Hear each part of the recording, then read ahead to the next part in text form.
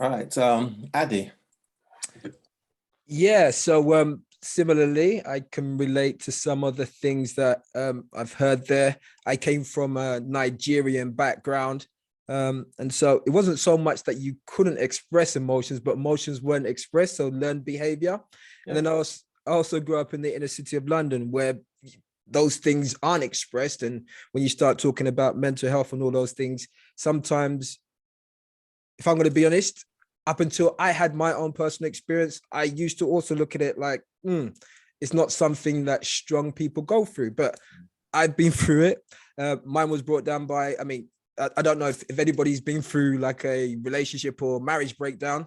Sometimes when they're not amicable, it can, yeah, on the scale of not amicable, mine was like 11 out of 10. So, but there was a period where it hit me so badly that I went into a deep depression. I went into a deep depression, was able to work, function for about 4 months. I was suicidal.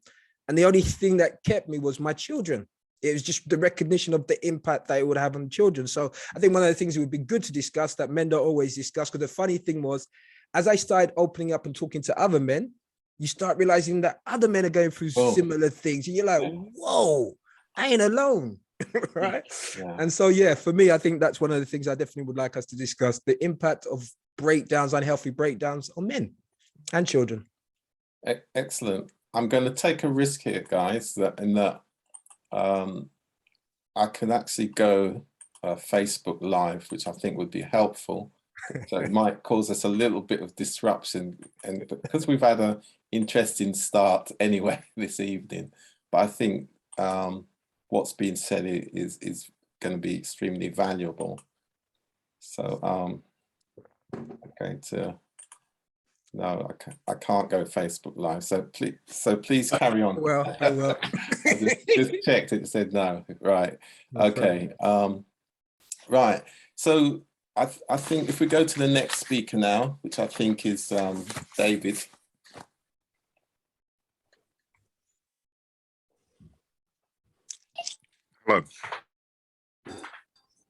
Hello. Sorry, Jason. Jason. Was it Jason? Oh, has Jason joined yet? So it would be Charles. Sorry, Charles. Can you hear me? Yes, we can. Yeah, we can hear you. Perfect. Well, my experiences with depression, have I been depressed before? I would say yes, minor depression, but I do treat a lot of depression. And at least out here, definitely in the States, men, we're taught to pretty much internalize our feelings. And I always tell people that, hey, internalization is like stuffing things into a trash bag. Eventually when this trash bag gets full and you continue to stuff things inside, it's going to overflow. And then when it overflows, that's when our depression turns into action. So that's when we start lashing out. That's when we start to become angry, or sometimes even physical. But out here, I treat a lot of people with depression, hopelessness, feelings of hopelessness. And given the things that's going on in America now, like earlier this week, we had multiple mass shootings aimed at African Americans. And, there's a lot of people hurting over here. And then it turns into depression in the workplace or at home. So this is just a lot of people hurting and a lot of people in pain. And like I said, I told you I worked earlier at a psych hospital. Well, psych hospital, there's a lot of people here that's depressed for many reasons.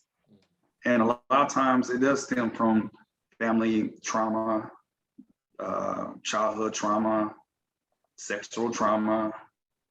And, it's one of them things where I have learned to navigate, treat, as well as just, help them get back on track as the best as I can, of course. Yeah. Okay. That's good. It really adds. David?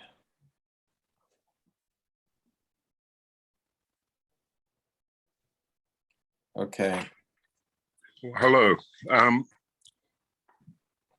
I can't say that I've ever been really depressed. On the other hand, I have been upset and I have been disappointed, and I have been depressed in the normal sense of in the ordinary sense of the word. But when you lose a business, when you lose a relationship, as the last gentleman was saying, there are things that go on in your own mind that push you towards very negative thinking. And I think that what I've recognized in the last few years is that my partner, who's relatively new to me, talked about her mental health, and she takes medication. And I, of course, didn't know that when we started going out. And therefore, I thought that she was just normal the way she was. And then suddenly this medication got dropped, or she forgot it, or what have you. And it became an issue. And so what I've had to do is to recognize that it is an issue and that she needs to take the medication to maintain her equilibrium. So I know that there is a box of pills that needs picking up at the pharmacy. And I know that if it doesn't get picked up at the pharmacy, things will get out of control. Yeah, yeah. And so the impact on me has been external towards me rather than internal out of me. Not to saying that I haven't been depressed in my own right, but we also have a care leaver living with us, and she's autistic, which brings a different level of engagement with mental health. And helping her to build her confidence over the last few years has been part of what we've had to do in a very passive way, because it's not something that you can force. It's her confidence and she has to build it. Right. And we can just create an environment where it's easier for her to do, perhaps. Right. So that kind of... I think the other thing that I would bring into the conversation at this point is the guy who wanted to be an assistant to me and to work with me, and then very quickly went through a series of devastating impacts that meant that he lost his job, he wasn't able to maintain his family, and his main relationship broke down completely. And so how do you guide someone like that? How do you help someone like that other than being supportive? And when they want to take something on and you're thinking, oh my God, he's not capable of taking that on, how do I stop him taking that on before he upsets someone and makes a fundamental difference to my business? So, you know, one's got to be sensitive and caring about how these interactions take place. But I hope that gives others an opportunity to sort of comment on and advise on what should be done. Right, thanks for that, David. And in fact, it's a great segue to what I would see as the next round of dialogue. And I'll just give you a quick perspective from myself. And in my work, as it relates to mental health, mental well-being, mental wellness for the individual, is first of all, it's very much values-led, whichever part of the system we're in. So we talk about it being important to treat people with love. No, what we say is that in order for people to get the best outcomes, particularly when it comes to mental health, is to treat people with love, compassion, and with humanity. And over these last few months, the work that I've been doing in relation to the system is what we've been, and we talk about having a series of dialogues. So what we've been doing, we've actually been, in a sense, turning everything on its head. Dialogues is important. No doubt we'll talk about prostate health as well, the importance of that. But what we've been asking communities, individuals, is what are the mental well-being challenges that the community solves for itself? Because the sharing of information is important. The sharing of the lived experience, particularly around prostate health, we get improvements when men are prepared to share with each other. And of course, that would be any condition, of course. What actions need to be taken to improve the feeling of community well-being? Again, this is all very much part of prevention and what the community does for itself. And then asking people, what are your ideas for improving the quality of services provided by the community itself for its own well-being? Friends, families, what do we do? What can we share? And also we ask the question, what do people feel are the most effective ways for improving access to the community knowledge, skills, and just the way of improving the feeling within the community? So we're very much working that within our communities, there is this inherent knowledge, and of course, each generation finds its way to get over the challenges in its time. And we've done it in multiple settings, most important, settings that are familiar to those individuals. So we've done it in barbershops, we've done it in hair salons, we've done it in men's faith groups, we've done it online, of course, with the online churches and different groups and housing associations.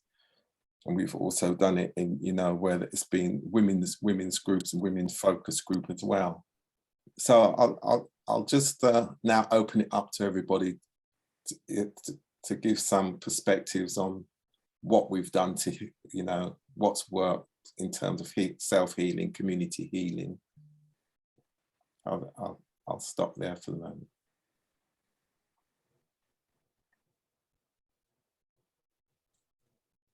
So what's the question? The question is what we have we done personally and self to help with self-healing? Yeah, and what have we seen as well? What have we seen that works really?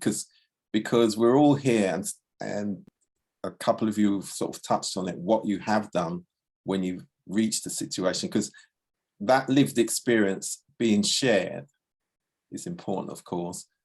And it's important that we do find a way to share the lived experience, share our learning, share the approaches that have worked for us or we've seen work. Well, let me share a couple from my perspective. I think from my perspective, I've been spending quite a few years working through better understanding of self. Yeah. Attending self-development events, places where you go and they say something, you end up crying. You're like, whoa, what's that about? Like, what? And then you have to explore that, which is a painful journey a lot of the time. But I think over time, that's helped me to free up, be more authentic about what I'm feeling at any given time. And I guess around that, there's been a couple other things. Number one, my faith as well. So being in a church community, being able to, have a belief that pulls you through some of the dark moments, right? And like I say to people, to some degree, the element of that belief doesn't matter. As long as you've got something that can pull you through as a light, through the dark, then you've got that. And then I guess the other thing for me is, so I know quite a lot of people, but I have very few people who I would call close. And they're the type of people that I can go and be open with and be authentic with. Have a cry, have a scream, have a shout, admit where I messed up, right? And all of those things. So it's a safe space. It's one of those safe spaces that I can go to and just, and so I think it's a combination of those things. Just trying to use those things to kind of self-heal and make it through. How about somebody else? Yeah, Brian, Charles. Well, I just want to say something. I know we spoke about our experiences with depression, but I feel like, there's something that we also skipped, was just the effects of COVID on the world and how it affected people's mental health. And it affected people's mental health. COVID shut down the whole world. I know out here in the States, our unemployment drops. people were being laid off, it caused a lot of people to become depressed. And they didn't have the mental health resources because at that time, there weren't a lot of teletherapies, things out there to really for people to process with. Unemployment went up, child abuse stats went up. Alcoholism, liquor stores didn't close. Their stock increased. And it all domestic violence went up because now husbands and wives and lovers were stuck in the same home 24 hours in it. And then that really affected our kids. The kids started becoming depressed because the kids who were once social became not social anymore. So all this stuff was affected. I mean, COVID affected all these different things, and it led to a lot of depression, at least over here. I'm pretty sure in around the world as well. So now that things are starting to open up now, what I've been doing to assist people, some of my clients or even the people at my psych hospital is like, hey, when it comes to depression, you have to find a routine. Mm-hmm. Find a routine, get back on find a routine. Mm-hmm. Part of the symptoms of depression is you don't enjoy doing the things that you used to enjoy doing. So trying to get them back on track like that, finding a routine, whether it's working out, whether it's reading, whether it's going to the park, taking walks, taking hikes, mindfulness, meditations, just to kind of help them decompress. And go ahead, brother. Go ahead. Yeah, I just got a couple of questions, some great stuff that you raised there. You're right about COVID. So I'm wondering, do you or anybody who's in the field think that we might be sitting on a depression release boom? I.e., as the world opens up, is it a case of that some people might be suffering from depression, they don't realize it, or we might start seeing some of the impacts because, it's been behind closed doors? What does anyone think? Yeah, I think that you're onto something there. COVID-19 can become a catalyst for people opening up because the sort of anonymity that's associated with having to do Zoom calls, or webinars or things like that many businesses went through, my own included. You're sitting there at the breakfast table with your Cheerios and your dog, attacking you, and suddenly you're the real deal. This is who I am, and I would say first to the people I work with, hi, this is Brian. This is the real me, because I could sit there in my pajamas and talk to them and not feel that I had to put on the uniform. So I think Charles and you're right on there. I think this is a golden opportunity because people have been pushed, and this is an episodic thing. Many times there are many occurrences in human history where major breakthroughs and steps forward have come as a result of horrible situations. And this you can see this as an opportunity that people can open up and they can talk about it. Regarding the comment about faith communities, yes, I found that that's very valuable too. And that was first something I dealt with when I lived in the deep South in central to southern Georgia, in what was a very, very conservative faith community. But we were on the pipeline from Miami to New York City for the transport of all sorts of illicit substances. And there was a lot of cases of HIV that were related to many, many different causes, but nobody would like to talk about it. And so, I held a Sunday school class on HIV, and I worked with the infectious disease doctors and showed actual photographs of this is what it looks like. And invariably there would be people in the back row who would be in tears and afterwards would come up and talk to me, and that opened the door, and I think just the fact that we're willing to open our mouths about something that's taboo, it starts the conversation. It starts with us, it starts with us being willing. And gosh, there was a really famous cleft palate surgeon from, I believe, Portugal. He since passed away. His name is Ivo Pitangui, and he would go to the Amazon every year. And when asked, well, why does he do this? He said, well, men and women of principles don't give principles; they give examples.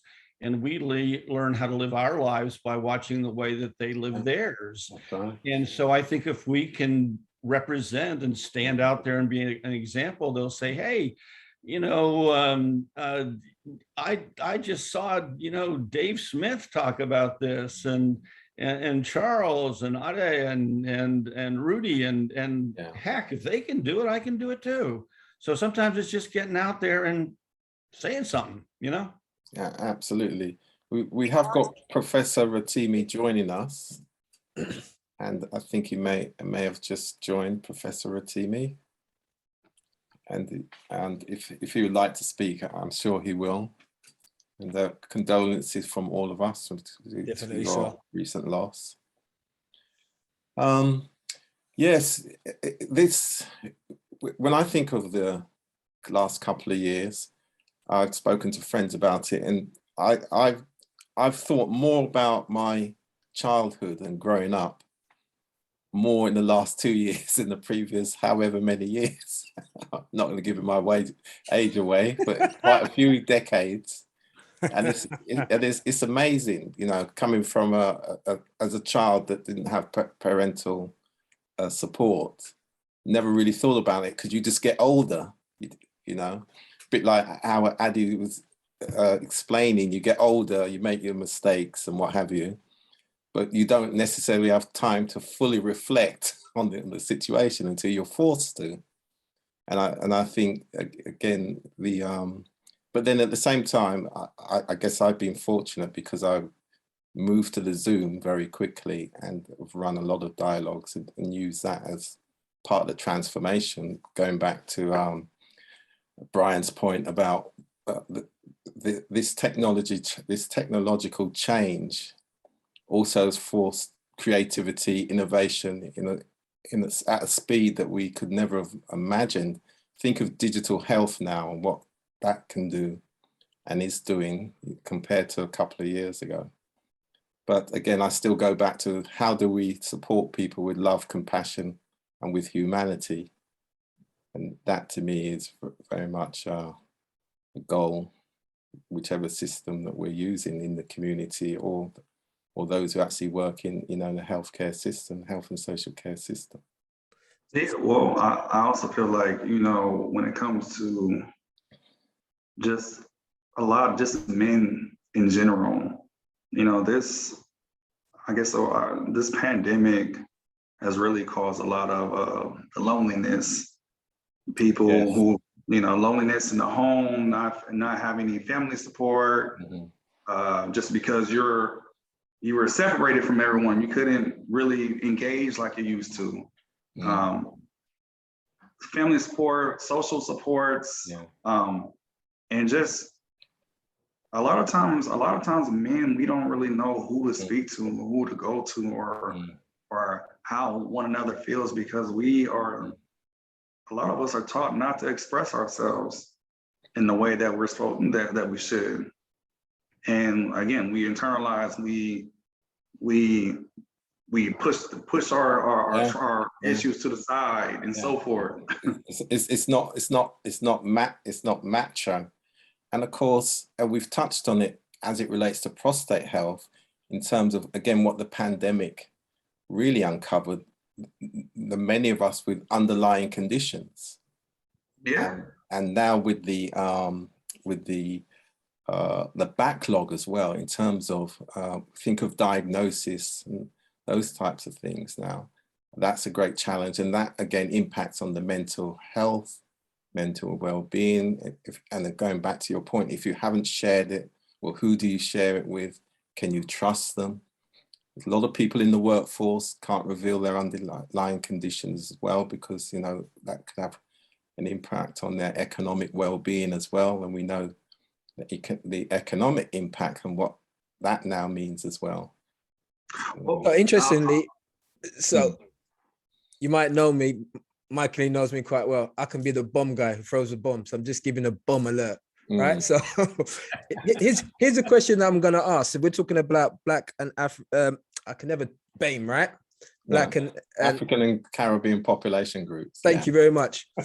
How do we have this discussion and all the things that we're talking about here if we don't look at the social economic contributors that contribute at all different levels, always as being part of that community? Charles just spoke about some events recently in America, right? How do people feel living under a system whereby they might just get killed at any moment because of their color? Okay, I get people don't just walk around with that, but what's the impact of seeing that happening and seeing people like you? What does this do to people's mental health, impact on social? So going back to your question, I'm throwing that out there. Yeah, the broader determinants of health, we call it, Ali. Okay. Well, sometimes it's funny that you said that, is because, you know, from a young age, growing up in the inner cities, we see a lot of violence. We see a lot of acts of terror, or, you know, and then what happens is it becomes normalized in our lives. So we tend to just internalize all this, what you would think would be normal trauma, and then we think it's an everyday thing. And then it really doesn't come up until either you're a teenager or somewhere in your adult life. And there's a saying that says, show me a child that's 7 years old and I can show who that child is as an adult. Because a lot of things that we deal with now are because of things that happen in our childhood. So yes, what you're saying is like, how do we deal with these things? It's hard, it's tough. I mean, you know, you don't know when you're gonna get pulled over just because you're a Black man driving in the wrong neighborhood. It happens, you know, and it's happened time and time and time again. We try to protest, we think things are done. Even with the Black Lives Matter, you know, we had all these companies saying, oh, we gotta become more diversified. But then on the leadership level, we're not becoming diversified. We're just, it's a lot of lip language. So it needs to be more action to the words and the things that we are preaching. And it also needs to there needs to be some cultural competency from all ethnicities regarding like each other, because we all have issues. Exactly. And Charles, I'm really pleased you mentioned that, because that brings us to this area we talk about.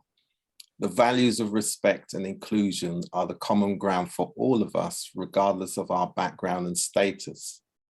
So some of that is, despite the challenges, despite the maybe hostile environment that we live in, but there's a set of values of respect, and, you know, that we all need to live together in a neighborhood, in our local community, in a peaceful, caring manner. But it's what are the techniques for being able to do that? And of course we do have them, and we can't say that we don't have the people. Again, you know, think of the church leaders, think of the elders, think of, you know, some people we would call community champions. From all backgrounds, we will still find people out there wanting to help the community. And some of that did come out during COVID, particularly in the UK, as it related to these mutual aid groups. And some of even our professionals as well, that, you know, they made sure that they got on the Zooms, they explained to the community what was going on. The term we use, informed, gave them the reassurance as what we call trusted messengers, so that communities can make the choice, because there's so much anxiety. But of course, as we all know, it's still not enough. We need to do more. One of the fastest growing practice groups in psychiatry now and psychology in the United States are healthcare workers, who are just absolutely burned out and beside themselves and not knowing what to do and how to cope with that environment. And I've worked, you know, in units where COVID-19 mitigation had to be performed. And it is tedious, it's meticulous, but at the end of the day, the nurses and the doctors and the patient care attendants and every professional healthcare worker goes home absolutely emotionally exhausted, because you're seeing so many cases that come in that you know how this is going to turn out. They're not going to make it. Yeah. And now that we're past Wuhan and Delta and into more Omicron, yeah, we are talking about loneliness because people are staying home. With Omicron, and those symptoms, if anybody asks you if you've had them, my good heavens, it starts with runny nose and coughing and sore throat and goes down to stomach ache and diarrhea and sore muscles. And it's like, I have that all the time, so it's tough to decipher. But when you're on isolation, and I'm saying this having had Wuhan and Omicron, when you're in isolation, you have to stay home. Man, that's a lonely period of time. And you're just like, oh, I am absolutely going bonkers. I need to be with somebody. And that's hard. And I don't think we should deny that there's a lot of people out there who are lonely and want to get re-engaged and want to get out. One of the things that helps me is to be active. There was a comment about, well, can somebody really take this on? Is it enough? I find that what helps me the most is to be active. When I have too much time on my hands, then I'm worrying about everything. But if I'm doing a lot of stuff, then I don't have time, and I find myself through service to others. And that is just a quality of me. Not everybody is like that. But when I'm doing something that I feel is helping other people, then I forget about myself. I forget about this egocentric Brian, and I start thinking about the other people out there that I might be able to influence. And very quickly, a good point, Charles, just before you come in, relating to what Brian said, because of the term that we use is the workforce is the community, and the community is the workforce. And again, and that was recognition for the exact point that you made about the workforce and the trauma that was going on within the workforce. And then of course they've got to go home and live the family life as well. So you imagine going backwards and forwards. I mean, that put a lot of strain on many health professionals. Sorry, Charles. How tough is it to go for 18 months and come home and your significant other says, well, how was your day? And the answer is horrible. It was just absolutely awful. And, going on almost 2 years, that's tough stuff. Yeah. Interesting question. Oh, sorry, go on, Charles. I was going to say it's Dr. Tobin mentioned, also having COVID. I had the original COVID, and it was a lonely place. I said the OG COVID I had, I had no taste buds, and luckily in my shortness of breath, it wasn't as bad, but it was lonely. I found myself isolation. I found myself doing exercises in a designated room. I had to have like one of those plastic tarps, like you see on TV and it was just like, I was just in the room, just working out and trying to stay healthy. But here's the thing, that's because I'm also one of the first responders. I'm on the forefront. So I'm in the hospitals. I'm helping people with their mental health, doing assessments during the COVID, and it was a lot. And we found ourselves giving, and not really taking care of ourselves. And it took a toll. It's funny you should say that, because that was going to be my next question. So I don't know what you guys did in the States, but out here, what we did to show appreciation to professionals was stand outside and clap. Then they introduced banging on your saucepan. Right, and I spoke to a couple of health professionals. It's like, forget that. We need some money and some more protection. So my question to those of you who work in the health profession, and we recognize that it's had an impact, what type of support were you given, or are you still being given since you guys were on the front line of the trauma? I mean, at my hospital, I remember my wife and my kids, they ended up getting COVID. And I found myself being like room service. I was bringing food to the door and then they'll take the food, they eat it, put the trays outside. I was going up and downstairs washing dishes. And luckily, they got it 2 years from the original, and I didn't get it again. So they got the carbon copy, right? Is that what you're saying? Right. Good, So good. it was crazy because it was a lot. And when it came down, when I had to go back to work, I didn't even get the COVID pay. I know a lot. I didn't get the COVID extra money, or it wasn't covered. I literally had to stay with my family for like a few days, whatever, and it was taking out my vacation. Of course, when I had COVID, that was a different story. But when the family members had it, I was pretty much their caregiver. I did not feel supported.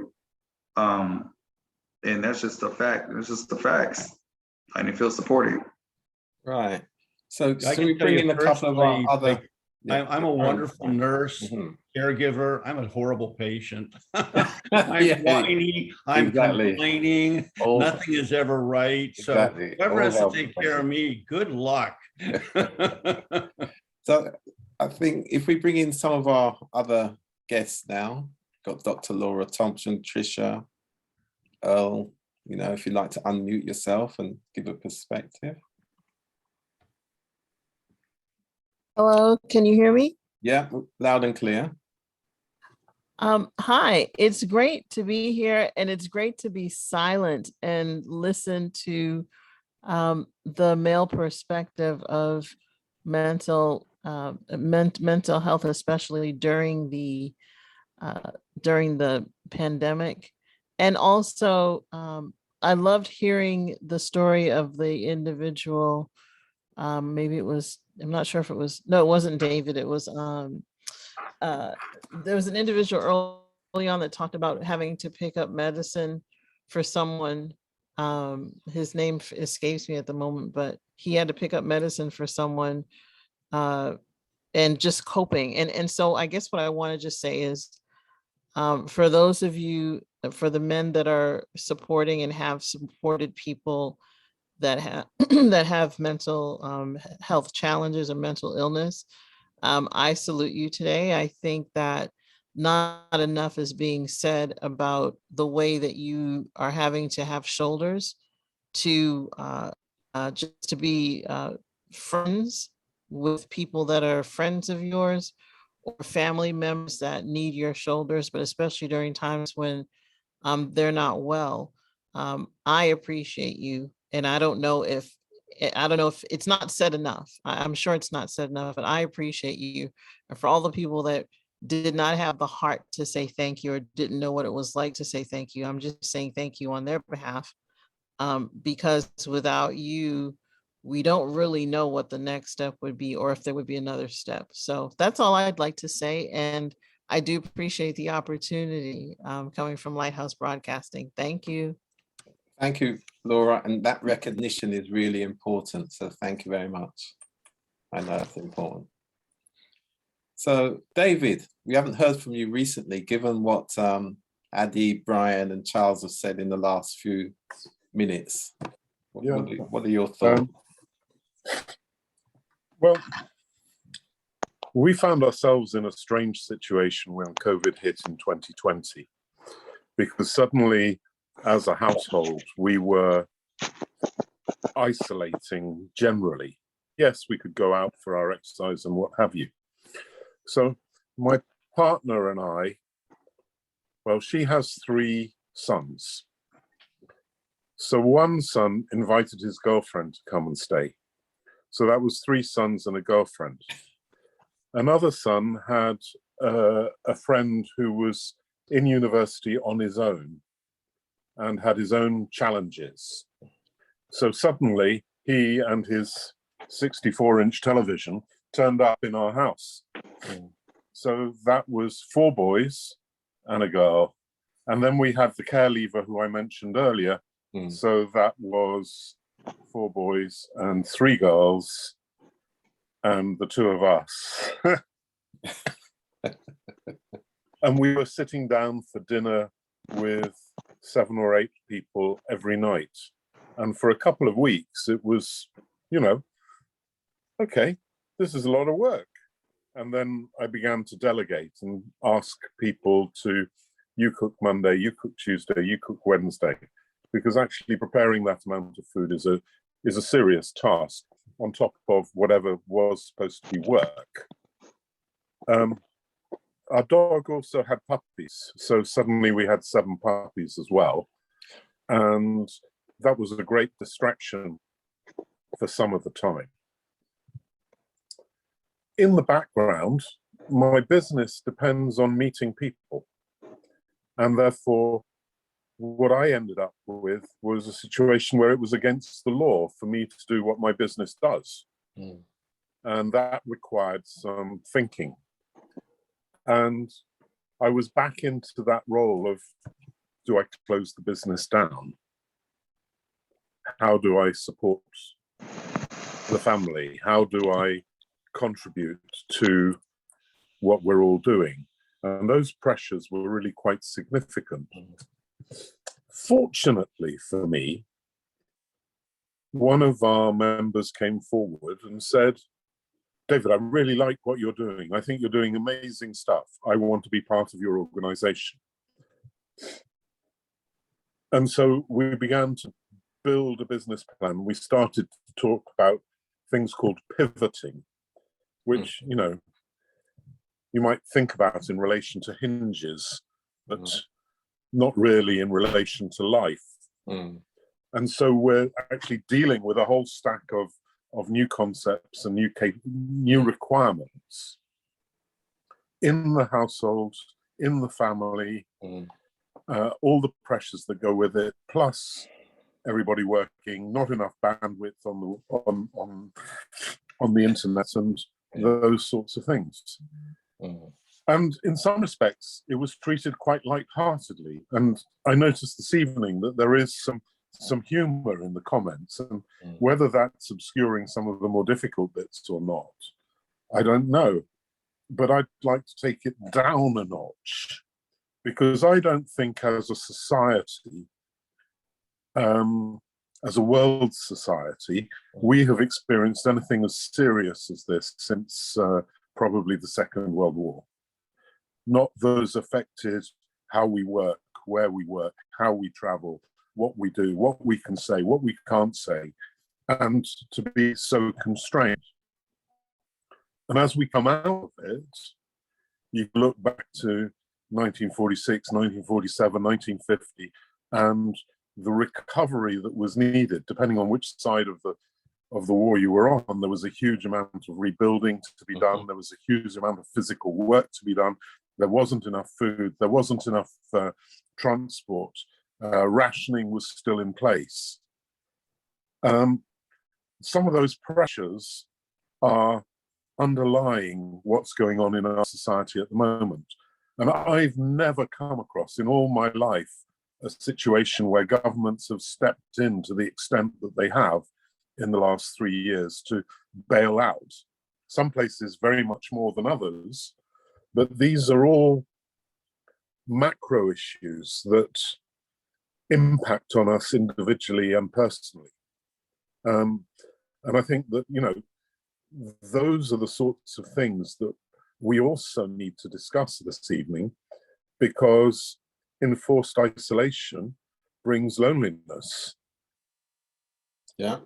Even going out and banging the saucepan on the doorstep at least allowed you to see other people who were on the doorstep at the same time. Yeah, and you strike up a conversation as well, of course. Yeah. So I think, you know, there's some really difficult issues to be dealt with, which haven't come out in the conversation so far. Yeah. Over to Michaeline. Hi, I'm Michaeline, the Master Chair and the founder of BAME Health Collaborative. I just want to say there's one thing that, and David, you're absolutely right. But there's one thing that, you know, most men are not like, you know, they're not social animals as some of us men are. And so therefore they are, if they're not in a group, situation, they normally have professional colleagues, or they may have one or two close friends.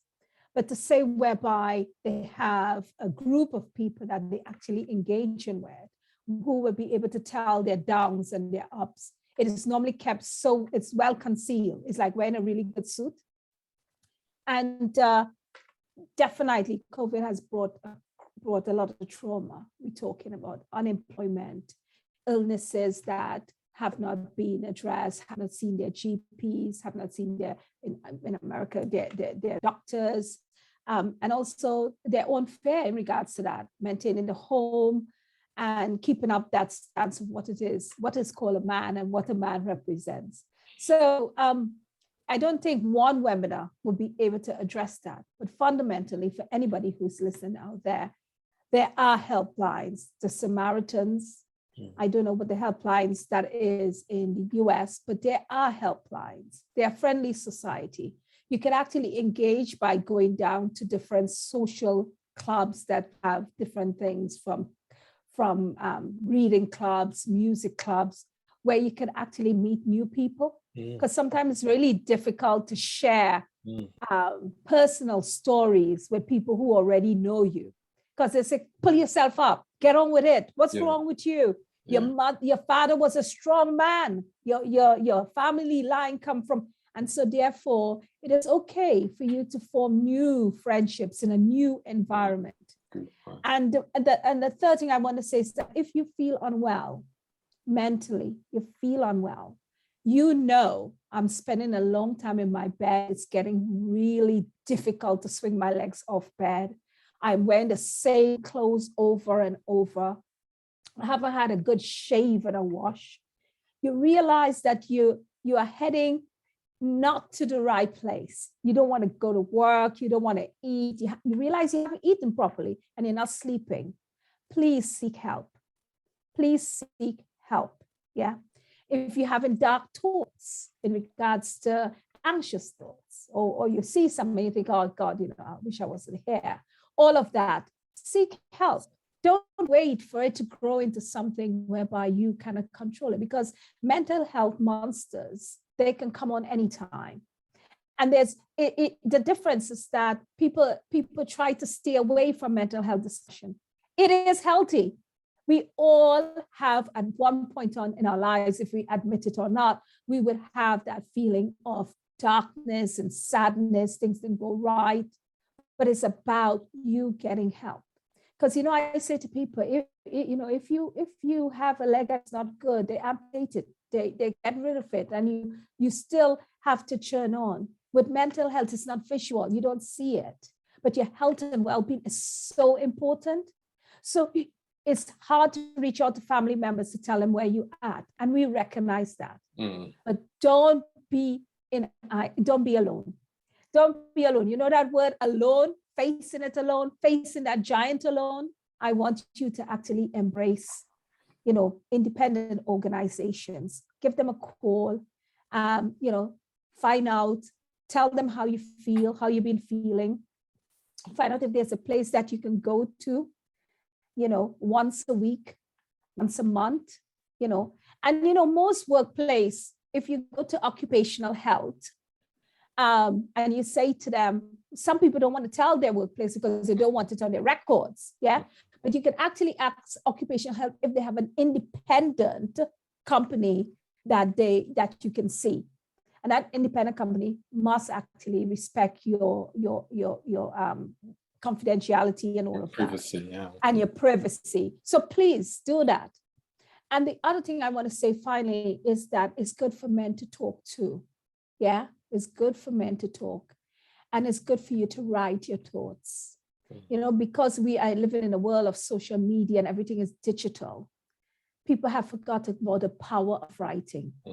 They have forgot the power of writing. It doesn't have to be perfect, but writing your day, how your day was at the end of the day, will give you time to go back and see that pattern, to see how you are doing. Go back to writing. And if you're not good at writing because of dyslexia or anything like that, use your phone and record your feelings. Record your feelings. That's okay too, you know? So there are lots of apps, and I'm not going to say what apps are available, but there are lots of apps that could actually help you in regards to mood. Helping you to identify your mood. There are lots of apps that play nice music to help you to relax. You know, rain falling, you know, forests, all sorts. And, you know, I'm not good at yoga, but it is said that exercise, you know, looking at meditation is a good way of actually pulling yourself back to the center point. I really wanted BHC to do this seminar because during COVID, the emphasis was on the elderly, women, children. You rarely hear about men during COVID, men needs. What does that reflect? And transgender men, just generally, what does that mean? And I just really wanted this opportunity for you to know that people care. We do care. BHC care. Lots of people care. And there's community help. Thank you. Thank you. Thank you very much. And on that note, I'd like to say good evening to everybody and thank you for attending this webinar on men's health and anxiety and depression. Thank you and good night. Good night. Thank you. Good night. Good night, everyone. Thank you all for being here. Good night.